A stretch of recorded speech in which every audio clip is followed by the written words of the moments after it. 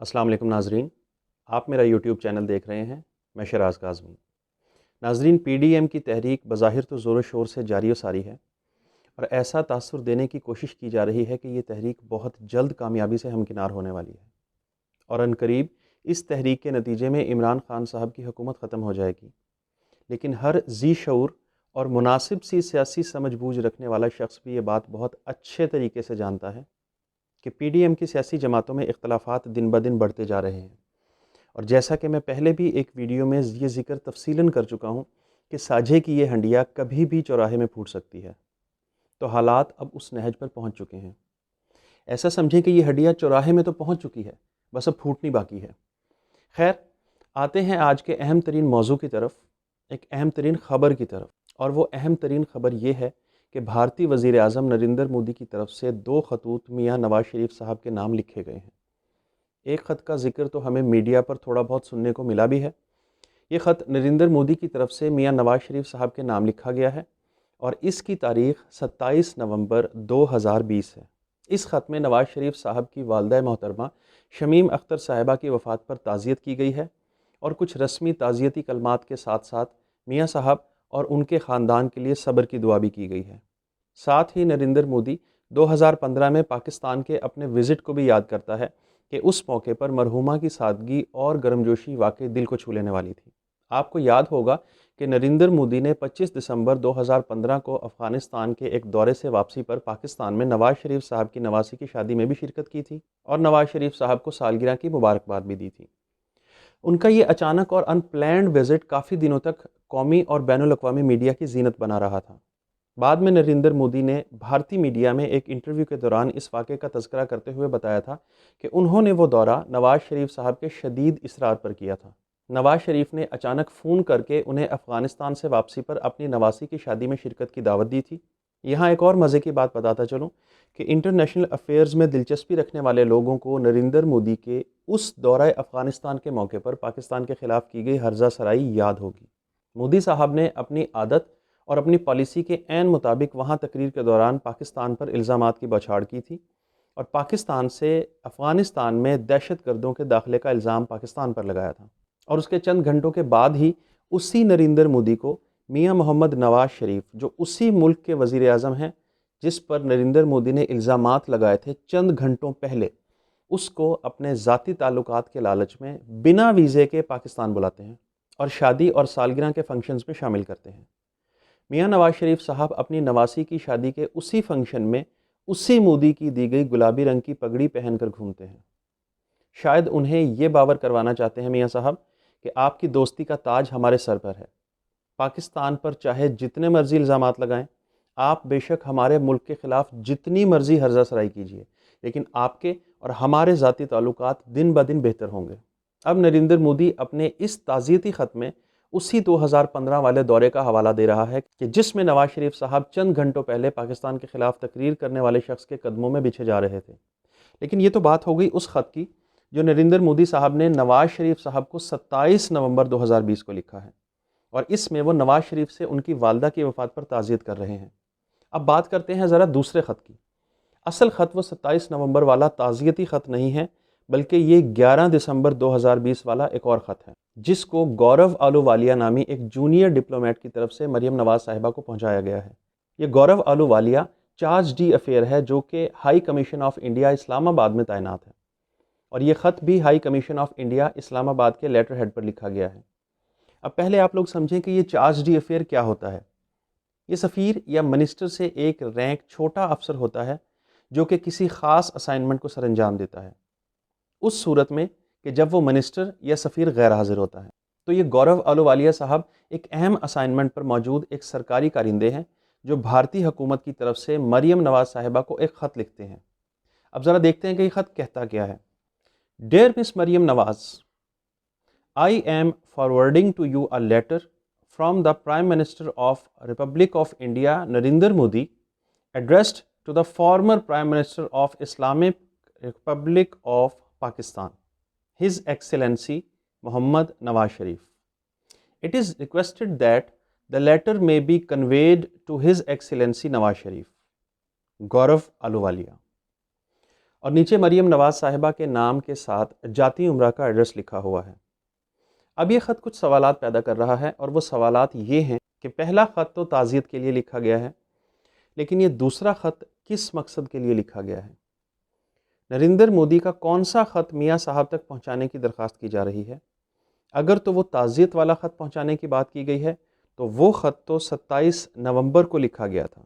بھارت سے وہ خط 2، 3، 4، 5 دن میں آ سکتا ہے، یہ 2 ہفتوں بعد تاکید کیوں کی گئی؟ دوسرا سوال یہ ہے کہ ساری دنیا کو معلوم ہے کہ میاں صاحب لندن میں ہیں اور نواز شریف صاحب کی والدہ کی وفات بھی وہیں پر ہوئی ہے، تو تعزیت والا خط براہ راست لندن میں ان کے ایون فیلڈ والے ایڈریس پر کیوں نہیں بھیجا گیا؟ اس کو پہلے انڈین ہائی کمیشن اسلام آباد اور پھر وہاں سے جاتی عمرہ میں مریم نواز صاحبہ کے پاس کیوں بھیجا گیا؟ اور پھر مریم نواز صاحبہ سے یہ درخواست کی جا رہی ہے کہ وہ یہ خط نواز شریف صاحب کو پہنچا دے۔ کیا لندن میں انڈین ہائی کمیشن نہیں ہے؟ بالکل ہے۔ تو پھر وہ خط وہاں کیوں نہیں بھیجا گیا؟ ایسا کون سا پیغام ہے جو مریم نواز صاحبہ کے تھرو ہی نواز شریف صاحب کو بھیجا جاتا ہے؟ انڈیا مریم نواز صاحبہ کے ذریعے ہی نواز شریف کو کون سا پیغام بھیجنا چاہتا ہے؟ اور سب سے اہم یہ ہے کہ اس دوسرے خط کی تاریخ جو کہ 11 دسمبر 2020 ہے، اس تاریخ سے شاید آپ کو کچھ یاد آئے۔ جی ہاں، یہ تاریخ ہے پی ڈی ایم کے لاہور جلسے سے 2 دن پہلے کی تاریخ۔ وہی لاہور جلسہ جس کے بارے میں پی ڈی ایم اور خاص طور پر مریم نواز صاحبہ کا دعویٰ تھا کہ اب ہوگا آر یا پار۔ تو اس جلسے سے صرف 2 دن پہلے مریم نواز صاحبہ اور ان کے ذریعے نواز شریف صاحب کو بھارت کے وزیر اعظم جو پاکستان کے شدید ترین مخالف ہیں اور بدترین دشمن بھی ہیں، ان کی طرف سے کیا پیغام پہنچایا گیا ہے؟ یہ ایک بڑا سوال ہے۔ وزیر اعظم پاکستان عمران خان صاحب پہلے ہی یہ کہہ چکے ہیں کہ نواز شریف ملک دشمن ایجنڈے پر کام کر رہے ہیں اور بھارت اور نریندر مودی کے بیانیے کو تقویت پہنچا رہے ہیں، اور واقعی نواز شریف کو دیکھ کے یہ لگتا ہے کہ وہ اپنی حکومت کے نہ آنے اور اپنی چوری کے پکڑے جانے پر شدید ترین فرسٹریشن کا شکار ہو گئے ہیں۔ تمام تر کوششوں کے باوجود ان کے نیب کیسز ختم ہونے کا نام نہیں لے رہے، این آر او مل نہیں رہا۔ شہباز شریف اور محمد زبیر کے ذریعے بھی کوشش کر لی گئی، لیکن اس بڑے گھر سے بھی کوئی امید افزا رسپانس نہیں ملا۔ تو اب میاں صاحب سخت غصے میں ہیں اور یہ غصہ نکالنے کے لیے ہر حد تک جانے کو تیار ہیں۔ ان کے الفاظ اور الزامات بالکل وہی ہیں جو بھارت کے ہیں۔ ماضی میں بھی نواز شریف صاحب کے مختلف الزامات اور بیانات کو انٹرنیشنل فورمز پر پاکستان کے خلاف استعمال کیا جاتا رہا ہے، چاہے وہ ممبئی حملوں پر نواز شریف کا بیان ہو یا کارگل پر، اور ان کے موجودہ الزامات بھی پاکستان کے خلاف مختلف فورمز پر استعمال کیے جا رہے ہیں اور آئندہ بھی کیے جاتے رہیں گے۔ اس میں کوئی شک نہیں ہے کہ میاں نواز شریف صاحب کا بہت زیادہ جھکاؤ بھارت کی طرف ہے، اور اپنے کاروبار کی خاطر وہ بھارت کی ہر طرح سے خدمت کرنے کو تیار ہیں، چاہے وہ فیملی فنکشنز میں بنا ویزے کے بھارتی وزیر اعظم سمیت اس کی پوری ٹیم کو بلانے کی بات ہو، یا بھارتی وزیر اعظم مودی اور اجیت دوول کے رائٹ ہینڈ اور بھارت میں سٹیل بزنس کے ٹائکون سجن جندال سے مری میں خفیہ ملاقاتیں ہوں، نریندر مودی کی والدہ کو ساڑیاں بھیجنا ہو، یا بھارت کے دورے کے موقع پر حریت رہنماؤں سے ملنے کے بجائے جندال فیملی سے ملاقاتیں ہوں۔ نواز شریف صاحب کا ایک ایک قدم یہ بات ظاہر کرتا ہے کہ وہ بھارت کے ساتھ دوستیاں بڑھانے کو کس قدر بیتاب اور بے چین ہیں۔ ابھی حال ہی میں اسرائیل کے ساتھ تعلقات کے معاملات پر بھی نواز شریف صاحب کی طرف سے خفیہ طور پر اسرائیل بھیجے جانے والے JUIF کے رہنما اجمل قادری صاحب نے اس حوالے سے نواز شریف کی بھارت سے دوستیوں کی شدید خواہش کا پول بھی کھول دیا ہے کہ نواز شریف صاحب چاہتے تھے کہ سبزیاں UAE سے آنے کے بجائے کیوں نہ انہیں امرتسر سے لایا جائے۔ تو یہ بات تو طے ہے کہ نواز شریف صاحب بھارت سے تعلقات اور اپنے کاروبار کے بڑھاوے کی خاطر کسی حد تک بھی جانے کو تیار ہیں۔ تو اب یہ جو لاہور جلسے سے 2 دن پہلے کا ایک خط آیا ہے جو میاں صاحب کو پہنچانے کی خصوصی تاکید کی گئی ہے، اس خط نے وزیر اعظم عمران خان صاحب کے میاں صاحب پر لگائے گئے الزامات کو کافی تقویت دی ہے کہ میاں صاحب بھارت کے ہاتھوں میں کھیل رہے ہیں، اور وہ وہاں لندن میں ایسے لوگوں سے ملاقاتیں کر رہے ہیں جو پاکستان مخالف ہیں اور پاکستان کا بھلا نہیں چاہتے۔ عمران خان صاحب نے بہت واضح طور پہ یہ بات کہی ہے کہ ہمارے پاس مصدقہ اطلاعات ہیں کہ نواز شریف پاکستان دشمنوں سے رابطے میں ہیں، لیکن ایسے ثبوت نہیں ہیں جو عدالت میں ان کو اس حوالے سے مجرم ثابت کرنے کے لیے کافی ہوں۔ اب یہ جو بھارت کی طرف سے خطوط کا ایک سلسلہ شروع ہوا ہے، اس نے معاملات کو کافی حد تک مشکوک بنا دیا ہے۔ دیکھنا یہ ہے کہ اب اس سارے معاملے میں اونٹ کس کروٹ بیٹھتا ہے۔ آنے والے دنوں میں ہم یہ بھی دیکھیں گے کہ پیپلز پارٹی، نون لیگ اور JUI فضل الرحمان گروپ میں پڑنے والی دراڑیں کیا رنگ دکھاتی ہیں۔ خاص طور پر مولانا فضل الرحمان کے خلاف ان کی اپنی پارٹی سے اٹھنے والی توانا اور مضبوط آوازیں، جنہوں نے مولانا صاحب کو ہی سلیکٹڈ اور اسٹیبلشمنٹ سے خفیہ رابطے کرنے والا ڈکلیئر کر دیا ہے۔ پیپلز پارٹی کا تمام ضمنی اور سینٹ انتخابات لڑنے کا فیصلہ، سابق وفاقی وزیر محمد علی درانی کی شہباز شریف اور مولانا فضل الرحمان سے ملاقاتیں اور لانگ مارچ کو فی الحال مؤخر کر دینا، ان تمام معاملات پر بھی آنے والی ویڈیوز میں بات کریں گے۔ لیکن یہاں ایک بہت اہم خبر آپ ناظرین کے ساتھ شیئر کرتا چلوں کہ زرداری صاحب نے کل ہونے والی میٹنگ میں نون لیگ اور مولانا فضل الرحمان گروپ کے ذمے ایک کام لگایا ہے کہ سپریم کورٹ میں سینٹ انتخابات کے حوالے سے اوپن بیلٹ یا شو آف ہینڈ کے بجائے سیکرٹ بیلٹ کی جنگ یہ دونوں پارٹیاں لڑیں۔ اگر انتخابات سیکرٹ بیلٹ سے ہوتے ہیں تو زرداری صاحب نے یقین دلایا ہے کہ پاکستان تحریک انصاف کو زرداری صاحب سینٹ میں اکثریت حاصل نہیں کرنے دیں گے۔ اب یہ تو آپ بھی سمجھدار ہیں کہ وہ کیسے اکثریت حاصل نہیں کرنے دیں گے، تو یہاں سے بھی آپ اچھے طریقے سے اندازہ لگا سکتے ہیں کہ ووٹ کو عزت دینے کا یہ ڈھونگ دراصل کیوں رچایا جا رہا ہے۔